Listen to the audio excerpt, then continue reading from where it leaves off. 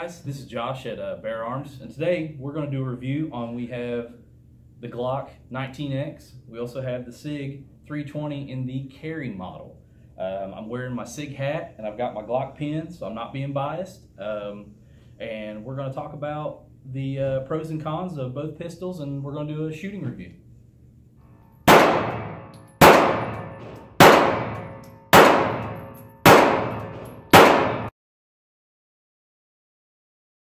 Alright guys, so let's get this show on the road. I know you're here watching this video because you want to see the 19X, so we're going to get the 320 out of the way for right now. And we're going to go right into it. So, I have this weed eater string in here. We're using it as a chamber flag, so that way we indicate that the chamber is empty and the barrel's clear. So, I'm going to drop the magazine, so I've got an empty magazine. I'm going to go ahead and take this chamber flag out, so that way we can talk about the pistol. The 19X is basically the same pistol as the Glock Gen 5. There are a few tiny differences with the pistol being shipped. One difference that if you're detail oriented, and there was a lot of buzz about this when the Gen 5 came out, is that the frame is contoured on the 19X.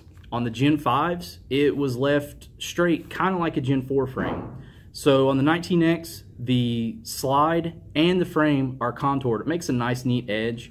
The Gen 5s were left square, and a lot of people weren't happy about it. They thought, you know, it was lazy machining or just a cheap way to cut costs. That if you're detail oriented like myself, it really caught your eye, and it was, you know, why would they do that?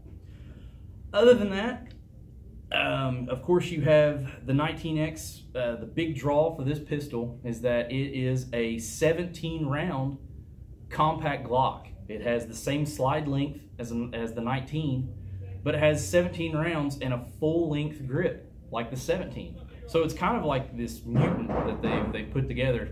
And the big draw with these pistols are that, you know, you get the full-size grip. You don't need magazine extensions or any kind of grip extensions for somebody that's got great big hands. Another thing that we're going to look down in here, they actually flared the magazine well on the 19X. The entire magazine well isn't flared like the Gen 5s, but if you look inside here, the insides are actually tapered to help guide the magazine up and seat it where it needs to be. The Glock 19X also ships with the lanyard loop here. Now it is removable. It's probably one of the best uses I've seen for the little space here in the back. The only one I can think would be better, Vickers actually makes a takedown tool that locks into place. My only problem with the Vickers tool is that I feel like you need a Vickers tool to get the tool out of it. It seats in there really well. But the lanyard loop's a nice touch, and it definitely doesn't give you that empty void that a lot of people will then buy an aftermarket plug and shove in there. The pistol overall, of course, it has the night sights from Glock. These are Glock OEM night sights. A lot of you are familiar with the Glock sights that are we call the field goal post and the dot in the center. But these are three dot night sights that come from Glock. They've got the little Glock logos on top of them. So it gives you the 3 dots as opposed to the field goal post. So it'd be more like most other pistols that way. The color is a sand, or I think they call it a coyote color. This was part of it was the same color as the military pistols. The military wanted this kind of color, so everybody kind of sent in a submission with that color combination. You can look, and one thing that kind of catches your eye, and it may just be the difference in the materials, the frame looks like it's a different color than the slide. I don't know if that's because the polymer is dyed a different way than what the steel is coated in, so that way it looks like they're different colors, but it does appear that the colors are different. Another difference with the Gen 5 as opposed to this 19X is that the new Gen 5s use a coating that is more durable, according to Glock. However, it did leave the slide slick to the touch. The 19X, however, has a nice tacky finish that you have no problem grabbing a hold of the slide and manipulating it. Anyway, if you want to use the rear cocking serrations or if you're a person that grabs up towards the front. So overall, the Glock 19X is an improvement upon the Gen 5. It has the extended grip. It comes with the extended magazine, so it gives you 19 rounds plus 1 in the chamber, along with the standard magazine, which is 17 rounds.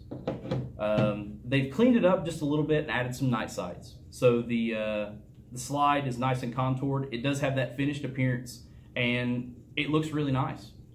So now we're getting ready. We'll go on to the Sig, and we'll talk about that.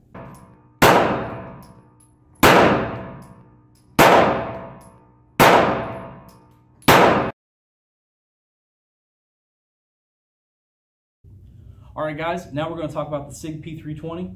Go ahead and take the Sig right here, move the stand out of the way, drop the magazine. Of course, the magazine is unloaded, and we do have one of the chamber flag things in here, so I don't need to bore you guys with that again. We'll pull that out. Now, the Sig P320 has been very popular as of late, especially since the military adaptation won the pistol contract for the military. We're going to talk about some features and where it's going to differ between the Glock, what I like better, what I don't really like about it. But we're going to start with some similarities. Of course, the Sig P320 is a polymer frame striker fired pistol. It does come with the Sig-like night sights that are tritium, just like the Glock OEM night sights. They're 3-dot night sights, just like the Glock. It's got an ambidextrous slide lock, just like the Glock Gen 5s.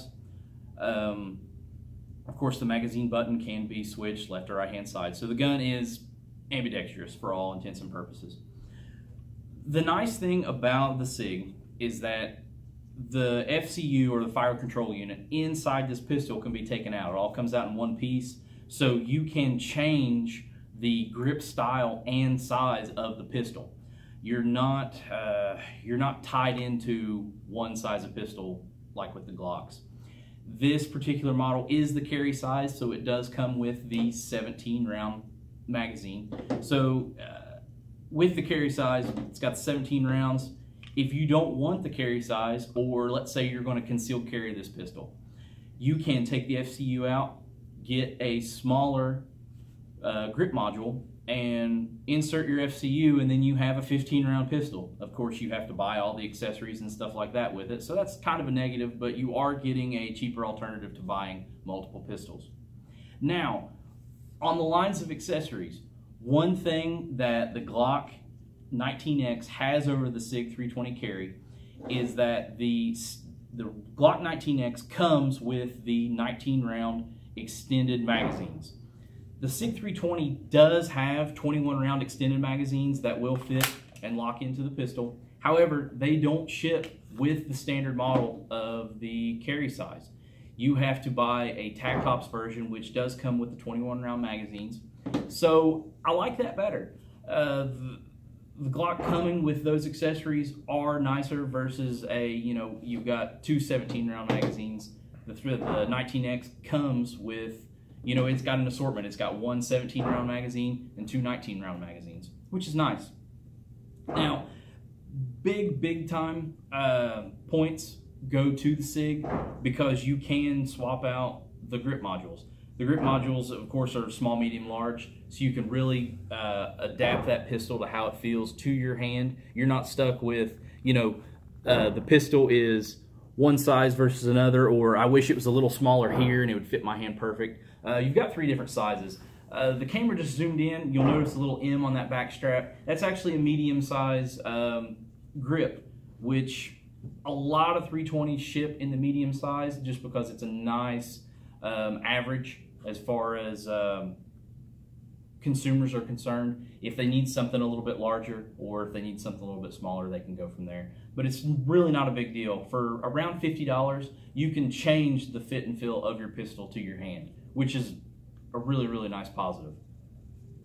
One thing that I also like about the Glock a little bit better is that with because the Sig 320 keeps the traditional Sig shape, you can look at it and pretty much identify that it is a Sig. On this striker-fired pistol, the barrel sits a little bit higher than where your hand's going to sit on the grip, which can cause just a little bit more muzzle flip. It's not a whole lot, but it is enough to notice the difference. Now, to counter that, the Sig does have a traditional grip angle like the 1911 pistols. Glock has its own grip angle that if you don't shoot Glock a lot, it can alter how well you shoot because it's not something you're accustomed to. So we're going to take both these pistols out on the range and we're going to try them out and we're going to tell you guys what we think. All right, guys, we just got done shooting. All the shooters shot good today. There was no clear-cut favorite down on the range. The Glock people shot the Glock a little bit better, a little bit faster, and me being a Sig guy, I shot the Sig a little bit better and a little bit faster. One thing to point out is that the Glock 19X, where it has this extended piece right here, it will not accept the Gen 5 magazines. So the Gen 4 and previous, they'll fit in just fine, but the 17-round Glock Gen 5 mags just won't work. As far as which pistol here is the winner, there really isn't a clear-cut winner. Both pistols have their advantages and disadvantages. Glock people, if you want this kind of pistol, if you're somebody that always buys extended magazines or extended base plates to give you that little extra grip, I think that 19X is going to be something that'll fit your hand. So, I mean, it's whatever you're out there shopping for. That's really the biggest difference I can see. Now, with my hand size, I have plenty of room on the full-size grips. I didn't need any of the magazines with the extensions. We put them on there and shot with them, but there was still plenty of room on the stock frame without adding the magazine extensions, so there wasn't really anything noticeable there. I wouldn't need the extended mags. It's nice to have the extra capacity, but really not needed for my hand size. Now, if you're somebody with bigger hands that runs into that problem, it'll probably be a little feature that'd be nice to have.